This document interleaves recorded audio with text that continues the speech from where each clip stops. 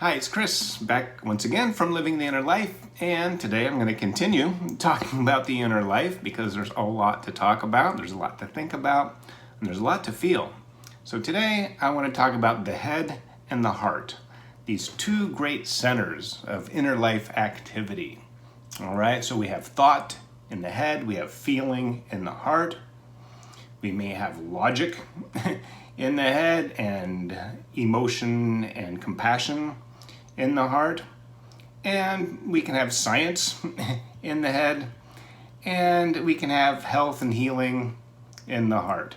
So these two great centers, sometimes more often than not, are in conflict, or at least they're not congruent, they're not lined up. We may have ideas about something, but we have other feelings about that same thing that maybe don't line up. So maybe they don't always line up, but we have to reconcile them. We have to bring them into harmony. And it will never be a static 50-50. It'll be a relationship, okay? It is an ongoing love affair, basically, between the head and the heart, between the sun and the moon, if you will, between spirit and matter, masculine and feminine. And we have that in each and every one of us. And sometimes we can be too much in the head, where it's all about ideas and maybe thoughts, and they can be cold thoughts removed from ethics and feeling and emotion. As well, we can be too caught up in our feelings and emotions and our reactions without really giving them much thought. So the idea is not to have one take precedence over the other or have this battle going on where they're in constant conflict. They may be in conflict, but the goal is to bring them in harmony. Now again, it'll be very dynamic, okay? It's a relationship, it's give and take, it's push and pull. But here's a little tip, here's a tip, here's a little trick. Here's something to keep in mind, is that the head is not just cold emotion. We have compassionate thoughts, okay? Even if we're not feeling something, we can still think about ethics and morality and maybe what is right in the world or what is right for us to do.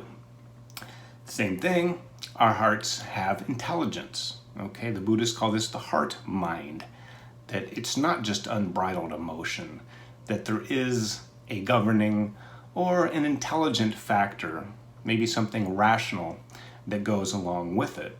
So that's something to keep in mind and keep in your heart when we have these conflicts, and they come up a lot, especially with issues or maybe issues we have with another person. We could say, I don't like what they did. I think that was wrong. I think they should be punished or should apologize or do something for that. But the heart can be like, yeah, but I'm compassionate and maybe they're having a bad day and maybe I don't understand them enough, so I have to give somebody the benefit of the doubt.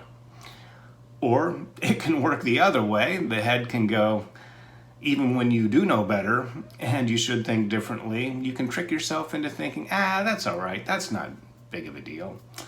Or the same thing in the heart, you can maybe make something worse than it is, okay? Because we can harbor and bring to a situation or a relationship some negative feelings, some negative patterns and experiences that we've had. So bring them into balance, okay? Ask what they need. They have different needs, and they also look at things in a different way, okay? Think of them as being different lenses by which you can approach certain issues. So you want both, and you want them to be in harmony. You want to use both, because cold intellectualism really is just boring and dead. And if you're too fired up with emotion, there's nothing to contain it. It's like a wildfire, okay? So it doesn't mean you can't have either one. Doesn't mean you can't have both. As a matter of fact, it's probably best to have both. And our Taoist friends from China a long time ago realized this when they came up with the great symbolism of the Yin and Yang, okay? And it's not black or white. It's actually equal parts, black and white, and there seems to be emotion if you look at the Tai Chi symbol. These two fish, like a black fish with a white eye and a white fish with a black eye, and they're intertwined. There's almost even a sense of motion, circular motion. Okay, so if we're too much in our head, let's call on the heart to come in and maybe mediate things a little better. If we're all wrapped up in emotion and we can't think straight, well, maybe that's time for a little bit of straight thinking. All right? And it's always a process. It'll be this dynamic interchange, and try to find a way to get your head and your heart working together, talking together, and find a common ground.